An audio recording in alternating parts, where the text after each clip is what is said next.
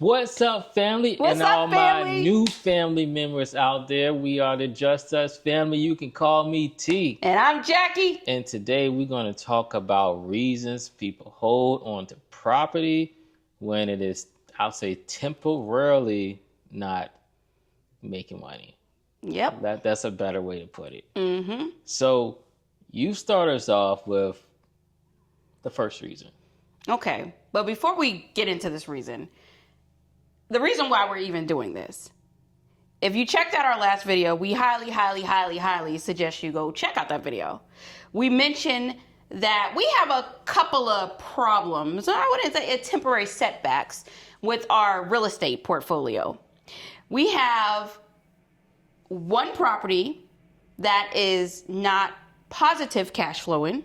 It does have a tenant in there. We have two other properties that has no tenants in there.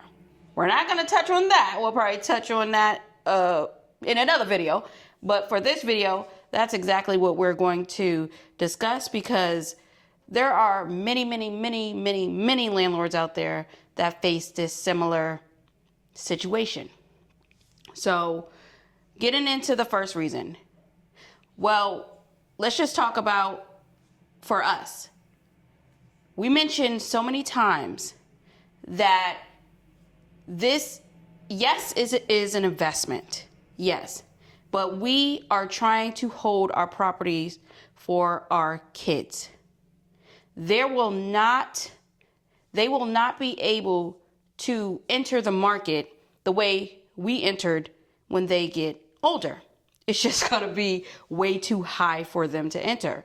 So we are trying to buy the properties now, maintain them, so when they get older, they will have something. We didn't have anything.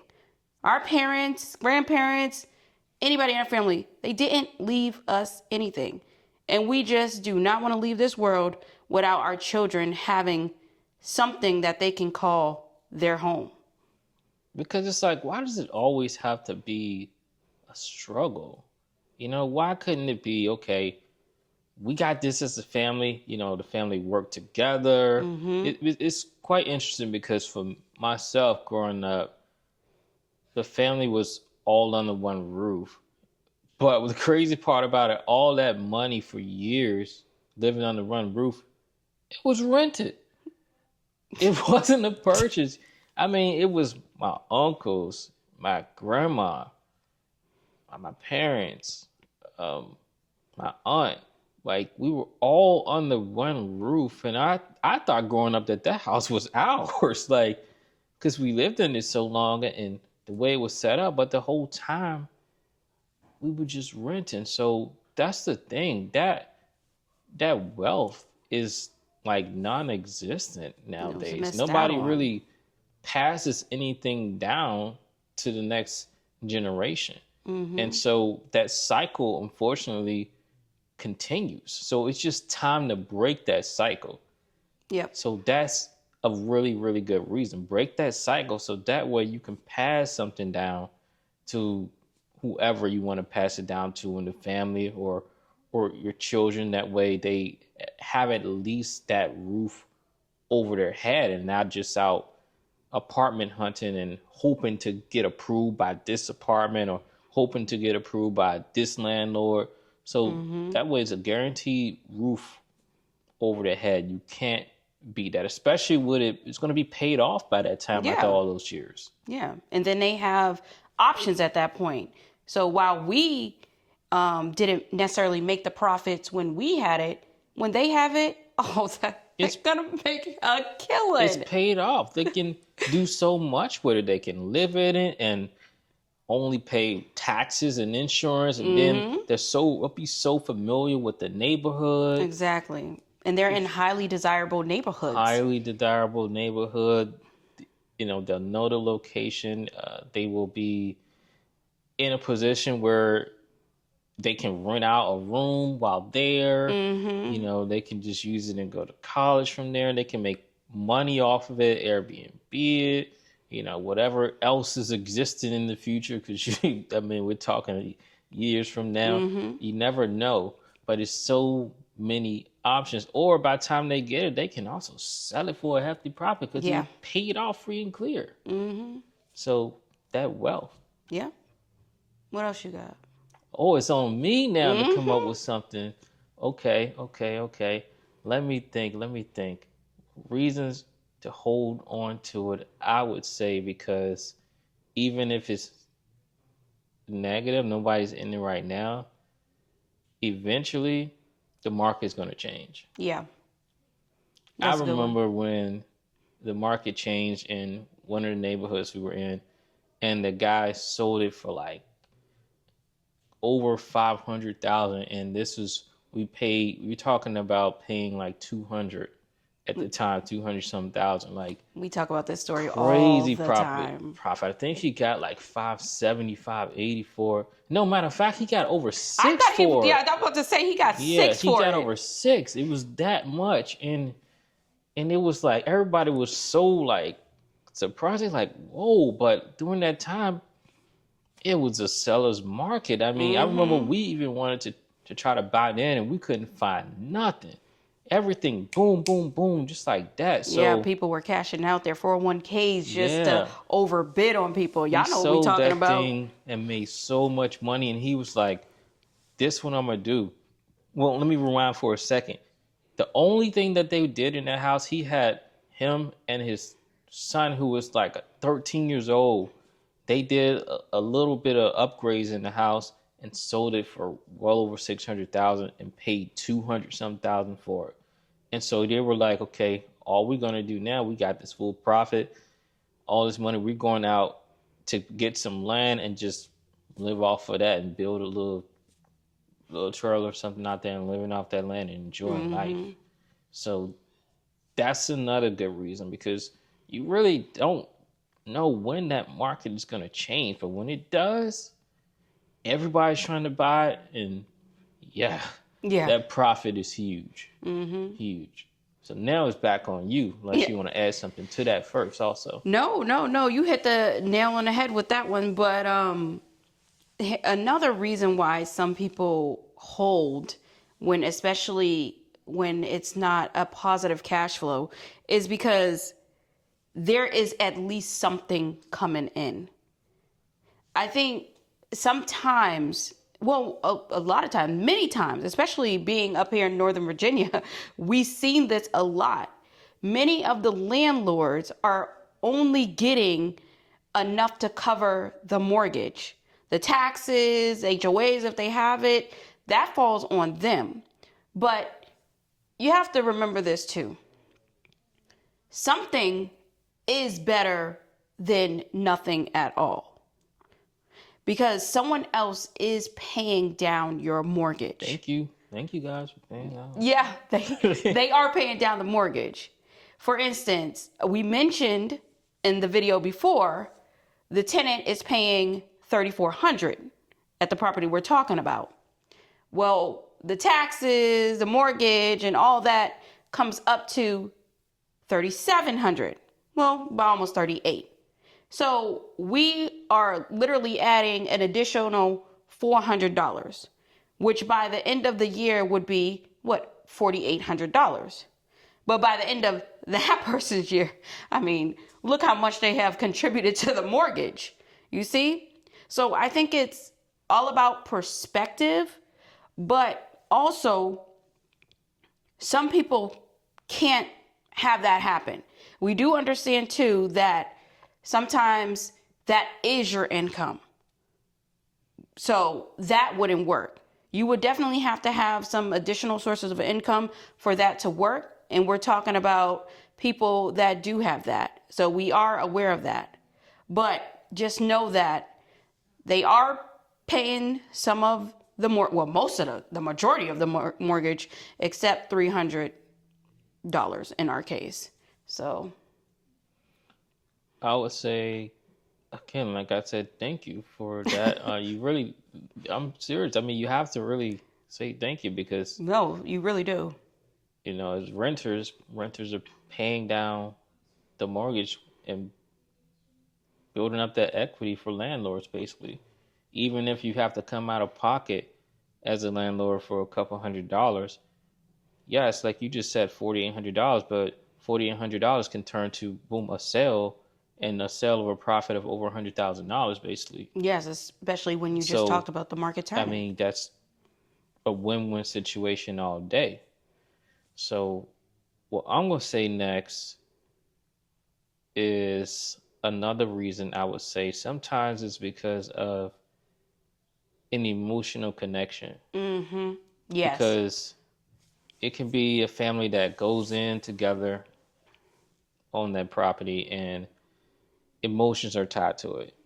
Someone could have passed away, it could have been that was a deep, traumatic event that enabled, what going on with getting that house basically. Mm-hmm. So you don't want to sell it because it's too much emotions tied into it. So you want to hold on to it as long as you can, no matter what goes on. Mm-hmm. So I think that happens sometimes also. Yep. And you're speaking about that because that is, I mean, if we're going to be real, that's part of the reason why, too, we're in our situation, why it's so hard to make a decision. Specifically from the one that we definitely not say, well, no, we Yeah, can't. the one that she destroyed. Yes, It's that was too, it's too much. Luckily, that one's, a positive yeah, it's but positive cash flow, but I think even if it wasn't, no. that was definitely emotions tied in that one because that was our first property, and it was a very interesting situation because when we talked to the realtor, it was funny because he was looking at us like we didn't have no money at first. Remember that? And Mm-hmm. then we got to the table and he was like shocked when we listed, yeah, this is what we got, how much we got to put down on it. But Because it people came back, we prejudge. had to put down, how much was it? I can't even It remember. was like $200 or something. It was super It's super duper low. low. And I was like, we done saved up all this money in order to, and we had to put down is this little amount. It's because of the VA loan, guys. So Yeah. I was like, wow. And so that's crazy. Like, well, we definitely about to get some nice furniture, Exactly. So that was a very real deep one. And then also with just the damages done on that property, walking in, seeing the blood all over the house, the holes all in the wall, going through that full eviction process, going through just, it built up connections with the neighbors because of how horrible that tenant was. They would literally gather and have conversations about that tenant, and I would be getting so many calls about that tenant. I mean, all the items broken there, all the stolen appliances, all appliances were stolen. That brand new Horrible. furniture. I mean, that pull out brand new couch was tough getting upstairs, and that like we didn't even get to sleep on that pull out. It was like No. literally brand new. We probably sat on like 2-3 times. Like it's just was such a connection. All that stuff got stolen. I mean, it was just a lot with that But why the property, appliances? and then The appliances? Really? yeah, I know. And then I mean, then you talking, Like, come all the on. work we did there, with Like, literally, blood, sweat, and tears went into that house. It was so much emotion over the last 6 months. And we put together a playlist. Make sure y'all go, if y'all interested, go check out that playlist. It was a lot. We took y'all through the whole process. So what you got next? It's on you. Well, let's just talk about it. I mean, because we did it. Some people use it as a tax strategy. When Yep. you are high income earners, this is one of the ways that you could definitely reduce the amount of money that you will pay. We're not about to go into how it all works. We're not tax professionals, don't want to be tax professionals. Yes, we handle our own taxes, but that's our taxes. But do know that there is a whole tax strategy behind why people keep negative cash flow in properties, because there are certain incentives when you have rental properties that you can claim along with expenses, because of course it's a business, and that will in turn reduce your overall liability and put you into a certain tax range. And once you're in a certain tax range, you qualify for certain credits, other additional deductions, and stuff like that. So just to put it into perspective, let's just say you make over $100,000. Let's just say that, high income earners. And then you have so many losses, and then you claim how many losses you have. So it would be 100,000 minus any type of additional credits if you have children, if you're married, and all that other stuff, minus the deductions you can claim from your rental properties, and it all gets minus, minus, minus, minus, minus, minus, minus. But while you're going down, you're also jumping down the tax brackets. So you're going from the highest one to the next lowest one to the next lowest one to the next lowest one. So you want to be in the lowest one possible so you can pay the least amount. So that's a tax strategy. That's what we used, especially when that property got damaged. So it's definitely one of the biggest reasons why that happens. I think another reason too is because you never know if you'll be able to buy again. Yeah, like really. What if you sell? I mean, the prices of the houses keep going up. And they're now doing new construction, but the new construction is not sold to the typical person. The new construction properties are listed just directly, just straight for rent. It's just investment properties that they're building, and you can't even buy them. Yep. So you don't know if you'll be able to buy again. Like I said, the prices of homes are going through the roof. I mean, just even go back and look at how like houses, you go far back, they were like 60,000, and then it jumped still to 100 some thousand. And even when we bought, it was 200. And that was the top of the range. Right. And that was 2019 when we bought that. Or was it 18? Would you buy that in 18 or 19? I think it was 19. I don't 19, know. 18, 19. One of them. It's like now you can't even get that. You're paying at least 500,000. Exactly. So the prices keep going up. So you sell, you don't know if you'll be able to buy again, because there's qualifications that you have to do in order to purchase a home. I mean, you have to have that income for a certain number of years. You have to have that credit. You know, there's a lot of factors that goes into play with buying property. It's not like the bank is here, we're just going to let you get it. No, it's someone said that. It's a thorough check. I mean, well, with someone saying that is, they're talking like many, many, many years ago. Talking about like 2008 when they was just giving it to anybody. When it caused the crash. I mean, that's far back. But you don't know if you'll be able to buy again. And that sucks. It really does.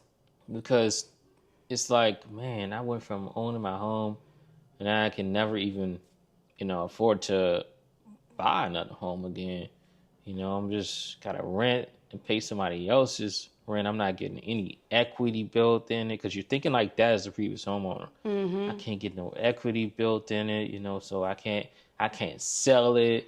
And that's the thing too. People be like, oh, you never own it, but that's the case. How are you selling it and making a profit? But anyways, you can't do that anymore. You can't just paint your walls whatever color you want. You can't just hang up all the things you want. Play your music. You can't play that loud music. You can't have the pets you want. You can't rip up the floor and put down some flooring you want. I mean, the list goes on and on and on, so. But what about even with that? Some people came in at low interest rates. Exactly. Like we did. I mean, even if it is negative cash flow, and when are we going to see these interest rates again? So some people are willing to suck that up temporarily just 2% interest rate, by the just way. to keep that interest rate. 2% interest rate. Like it's crazy. It's crazy. So that is another reason Yeah. why. I would think another one is pressure. And we talk about this all the time. You hear a lot of people yapping. You know, there's so many quote unquote real estate gurus out there and all this stuff you hear Everybody's on a guru social now. media and all that other stuff. We don't call ourselves real estate gurus. We're not trying to be real estate gurus. All we do is talk about our experience as homeowners, as landlords, and what we have done that worked, what we did that did not work, and just putting it out here on social media. But some people are easily influenced By the wrong people. by the wrong people that do not give the correct information. And this is why we are the way we are. And we choose to put out information even if it's ugly, even if some people don't want to hear it. It's very good to see both sides because it's not all peaches and cream when you own property. It's really not.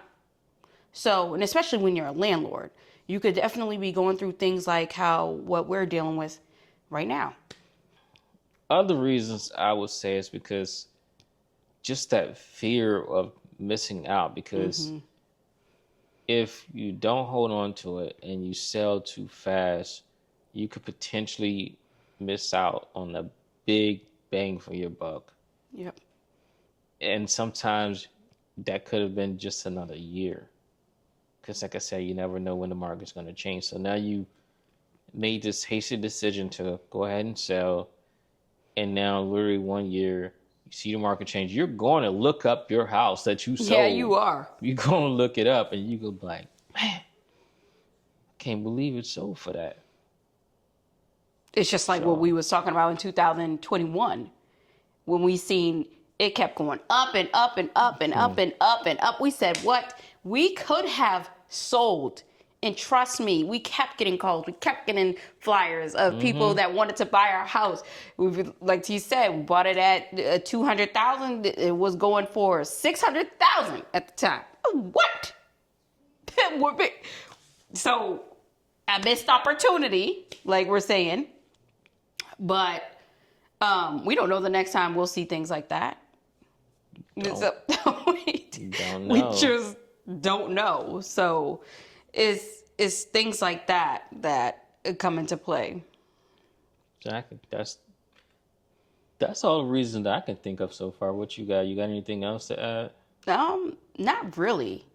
But if you all have any other reasons why people may do this, let us know. No, they got some reasons now. We see who the audience is. Yo, we know they have the reasons. Y'all got some reasons. If we missed out on any reasons, let us know in the comments or some additional reasons why people decide to hold. Yeah, add them all. I know it's a lot more out there. So add as much as it can put in the comment section. Exactly. Add all those. Just blow it out. Blow reasons. up the comment section. There's a lot of reasons out there. So. And if you have any personal stories on why, if this happened to you, why you decided to hold, then let us know in the comments too. Yeah. Yeah. So that's all we have, you guys.